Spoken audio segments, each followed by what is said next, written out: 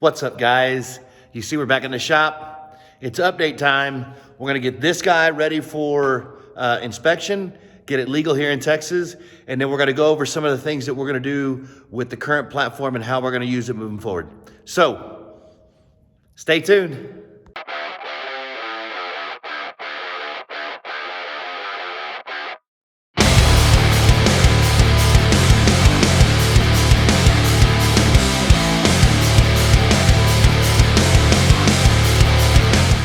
Okay guys, so just a real quick recap. Today we're gonna do these headlights. We're trying to get this thing ready for inspection. So one of the first things I wanted to show you was, here's the old ones. That's a lot of bugs, but it has got a lot of nicks on it because they tinted it. When they put a tinted screen on it, all the rocks that hit it made all those impressions. So not real good. It won't pass, just so you know. And then these are what I'm gonna be replacing them with. They're just a clear lens. They're going back to the factory, H1, standard, we'll call them halogen bulbs. One's Xeon, one's a regular, and that's about it, guys. I mean, we're just gonna get this thing done. I will show you on that light when I pull it apart what it looks like. The wiring is a pretty big mess. So what they did is they took the original equipment, modified it to run an HID, put a ballast in that didn't have a dual beam ballast, which means you had no highs, you only had low beam, and you couldn't operate it by the factory turn on, turn off switch. Basically, you just turned that on and then they wired it to a factory upfitter switch. So at that point, then you just had all lights on. So we're gonna have to rip all that out and then get it working and then go from there. It did cause a factory error in the BCM from being cut like that and the harnesses not being terminated with a bulb in them. They ran it like that for a while and ended up causing a long-term BCM or body control module error in the PCM, and that's what we're dealing with now. So the front marker lights do not come on, nor do the grill lights come on. And I've tested the bulbs. I can throw power at them and make them come on manually, but switching them doesn't work. So we're gonna get this tackled and then go from there. So stay tuned. So I basically wanted to show this to you guys so you guys could actually see physically what we're doing with the truck and what we're going back with and pulling out the aftermarket HIDs that were actually not made for this truck. They spliced the wires in, didn't do a good job. Like I said, had it on an upfitter switch, you had no high beams. So this is what we're going back with. And these are the parts that it's gonna take to attach everything factory based. So you'll see that there's physical connectors that I'm gonna splice back in line so that when you do need to take them apart, there's not split connections that you need to do. You can simply just break the normal connection, weatherproof connection like you normally would, and pull the headlight out. So this is what we're using, and I'm just gonna keep on bumping along, guys. Okay, so this one's complete. I think it looks nice, looks real nice. Nice clean fit, everything fits well. That's nice, but this is why we're doing what we're doing. I mean, you guys can kind of see what's going on here. Well, these are kind of the same thing, and so what I'm gonna do is I'm gonna set you guys down real quick. Maybe I can't, I can pull it up one-handed. And kind of give you guys a rundown of what we're looking at here so you kind of understand why I'm in the midst of doing all this. I mean, I think all this is pretty self-explanatory. So, I'm not gonna bore you guys with showing that. I'm gonna go ahead and knock them out, and then that way I can close this up. And then I want to do a quick update with the truck and what I plan to do with the stuff that's existing, and then we'll wrap this video up. Stand by, guys. So I wanted to show you guys real quick the difference in what I was talking about. Instead of all this stuff being just wired into the bulbs, I went and actually got the actual stock filaments or stock housings and wired them back in, tied them together the way they're supposed to be. We can discuss these all you want. Everybody's up to their own opinion. You guys know as a profession, I've been doing low voltage for almost 20 full years now. We use these day in and day out on towers in wet environments, Central Texas, 100+ inches of rain a year, no issues. You know, I've got crimps out there that have been in the air on the tower for 12+ years, still passing the right amount of voltage and not having an issue. I was taught by an old man that said the reason why he likes these crimps is because that A, they won't hold water. The minute they get wet, they will dry out. Any kind of loom that's gonna get wet or submerged will tend to hold water, which causes it to corrode, which will cause you a fail point. These points hold water, it evaporates, it's done. When I crimp them, just remember this, guys, this is my trick. Take a little bit of dielectric grease and put it in there. That way when you twist your wires and put them in there and crimp it, you've got dielectric grease in there to essentially keep out 90% of the moisture. But anyway, you can see the connectors I went back to. Put actual connectors back on this. That way now, instead of everything being tied together by twist ties and crimp caps, or not crimp caps, but twist caps, now it's all terminated and you can release each one of these and the light will completely separate from the harness and then you'll just have the harness. I went ahead and corrected and fixed the harness all the way back to where it was original. So at least we now know that we won't have a fire. I'm gonna get these in place. I really won't be able to point them because it's so bright in here. So I'll probably have to do that this evening or later to get that done. Let me wrap this headlight up, put it in, and I can shut the hood, and we'll do a quick walk around real quick. Anyway, guys, if you show up and you have a vehicle that's like this that you purchased, go ahead and pull it out. I want to show you guys what I pulled out just from the front end. Like, I mean, right? Like, it's just nuts. So, at least we won't have a fire. And now I know that all the wire's solid, so that now I can go back and determine through, I guess, extensive troubleshooting, how to get the front relay to stop tripping and figure out where the wire's bad or what's going on, because these front marker lights, along with the one in the grill, they don't come on, even though I can push voltage across with the battery to the lights and illuminate them. Something's got an issue between here and the switch, so I'll have to figure that out. I know I quickly looked at it, and some people have this issue. Basically, when you wire it in like that and leave them with the incorrect voltage, eventually the ECM will just basically shut off the circuit and not repower it. So, that being said, I'll try to figure that out and get it done.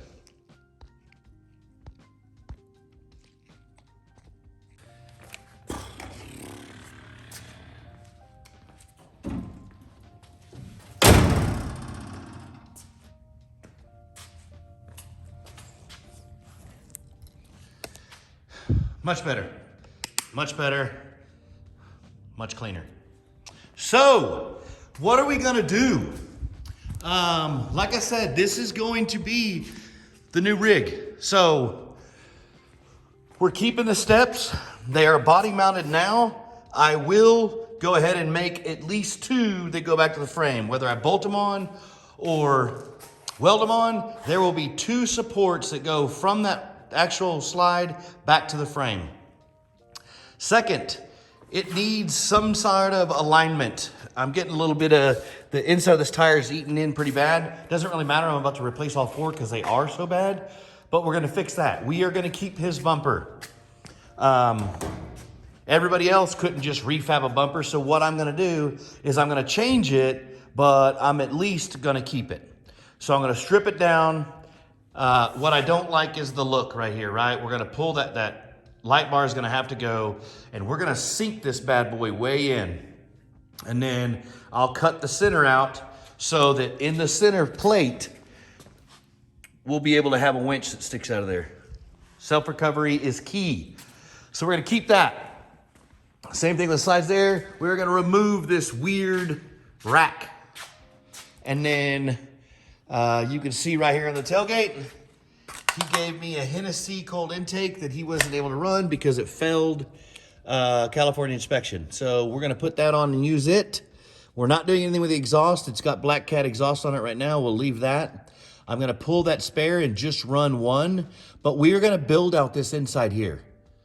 It'll house, you know, everything we need to go camping. That way this will be an all-in-one unit and we can rock and roll.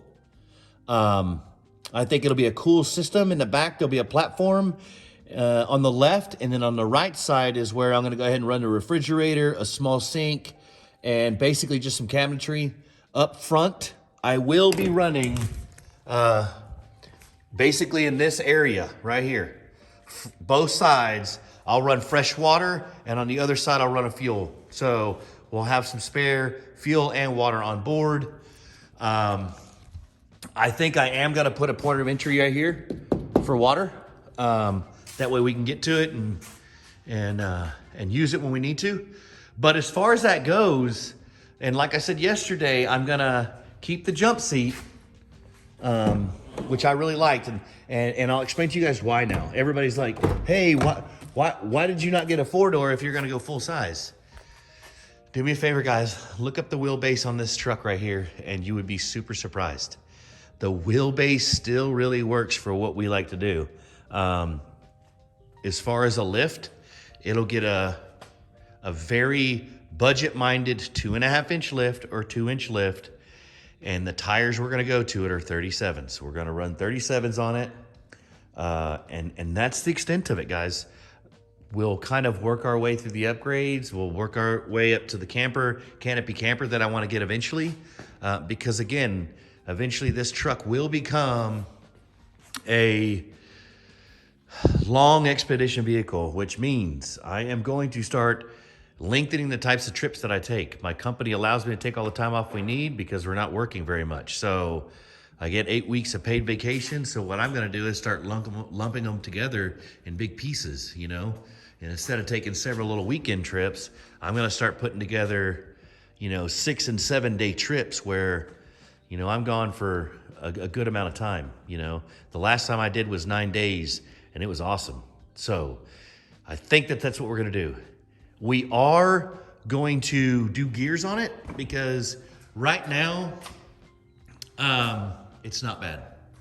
And I'm just gonna set you guys up so you can look at it. It's not bad. But remember, the 410s that came off on this truck were more for high-speed type stuff and no weight.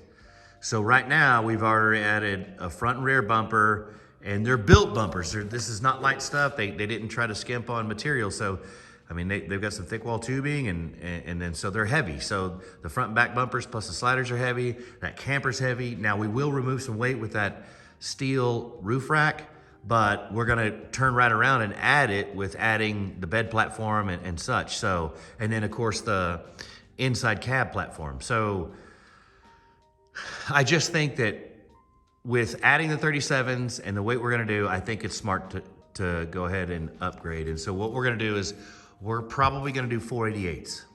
That gives us everything we need to do. It still allows us to do highway speeds, but at the same time, it takes the strain back off the powertrain and things like that, and we don't have to kill it. Because just because this thing doesn't say Jeep doesn't mean I'm gonna avoid trails with rocks. Like, that's just, you guys know me, that's not the way it goes. My poor work truck, 350, 1 ton, big bed on it, and it's essentially got 35 and a half, so 36s. But that big dude with my welder and everything in it, I take him everywhere. So my expedition vehicle has to be far more capable than my work truck. So it will go places. Anyway, I just want to call that a wrap. I wanted to show you guys, you know, the importance of getting your vehicle inspection ready when you first, you know, purchase a vehicle. And on top of that, mindful upgrades. The housings were $230, and all the lights for everything and the connectors to take it all back to stock was $163. So for 360 bucks, it's back to stock. There's no chance of fire. It looks really good. You can see the fit and finish. The stock, just so you know, the stock pedals and stuff were far more expensive. But the fit and finish is good, and it gets us back to being super safe. And that's kind of what we want. now we'll work through the demons on this new rig and go from there. Unfortunately, I get the Gladiator back this week, and then I'm gonna go ahead and prepare it. I've got some Evo, I'll show them to you real quick. Evo heavy duty, where'd they go? Right over here. Heavy duty sway bar end links that I'm gonna be installing with the Heims that come with them. Really trick stuff. I mean, they're super awesome. Evo kicks butt, they hooked me up. But I've got those. And then just so you know, I just got a new set in, a quick of these, just quick toss stickers as I call them. I just try to put them in anything that I send out. And they are holographic. There's the original. This was the original OG Maximum Overland sticker. So, you know, if I run into you, let me know and I'll sure chunk you one. And then this one we did as an homage. And it's kind of hard to pick it up on camera, but that's actually the Trail Slayer and Kong at Chicken Corners. So anyway, that's enough. You've seen enough. Here's the Fat Boy 2012 Raptor. We're gonna make it happen. It's all gonna be a little bit different, but I think we're gonna enjoy it. Hey guys, until next time, we'll see you next week.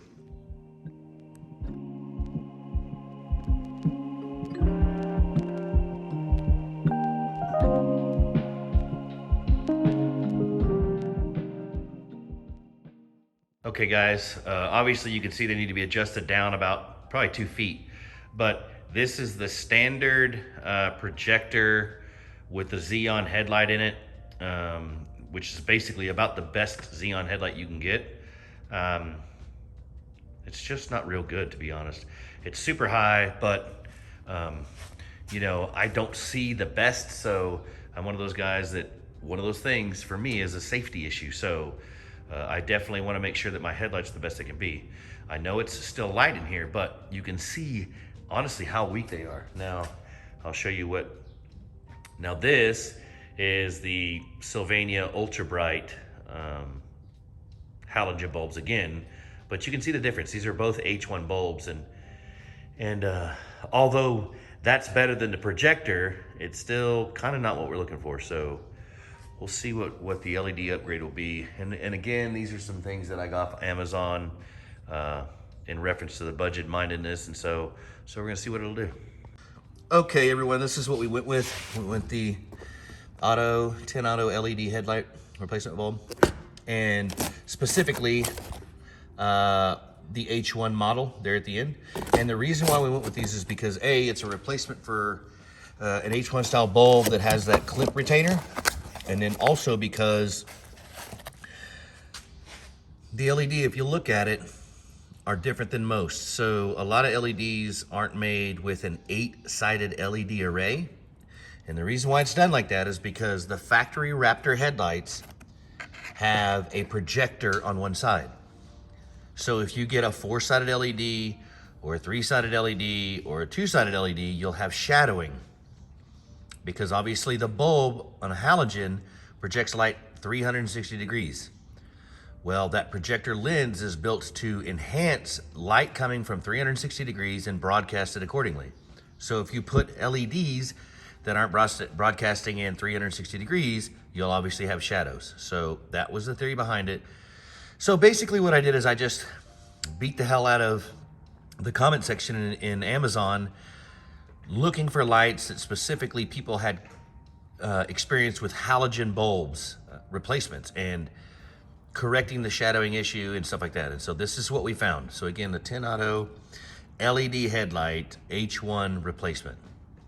Now you can see it has the fan sink on the back to keep it cool. And then it's got these individual collars. These individual collars are what slip into the retainer hole in your headlight. Then the retainer clip holds this down, and then with these 2 O-rings, you force that down into this, and that's what actually captures the headlight in the bezel. So that's what we got. I've got to tear apart the truck and get them installed, and then we'll give you guys a look at it after we get them pointed. Okay guys, so this is what we got. These are the regular low beam LEDs, and obviously you can see that these are a lower budget housing because of what's going on with the fisheye on the actual projector lenses. But when I show you the before and after, there's a significant difference in light output. That being said, we got them adjusted pretty well, and you can see the throw isn't too terribly bad. It's actually better than I thought it was, but for housings it cost us $230 versus the $1,000 for factory or $1,300 for Marimoto. I'm pleasantly surprised with it, because when I show you guys the before and after, it's a dramatic difference. What I'll do now is show you the brights, and there's another significant change there as well. So now you can see it, we're illuminating the entire garage door, whereas before you saw two really distinct circles, yellow circles, and so now we're getting a more full throw on the whole garage door. You can see it again. So that's definitely going to be a significant change in light, and it definitely help, you know, going down the road on a regular basis, because I think the halogens were like 900 lumens, and I think these are something like 4,000 or 5,000 lumens. So it's going to make a huge difference. Remember, these are a little bit different because they have to be made to work with a projector style lens. That's drawing the light back a little bit. If it was a standard housing, you'd get more output. But I will tell you this, for $300, I'm very happy with the upgrade. And that's the lights, that's the housings themselves, that's the bulbs, the LED bulbs, and you know, you can see there's an LED in the turning signal, and those are LEDs in the main headlight, and then the halos, or we'll call them the cat's eyes. So again, that's a significant difference.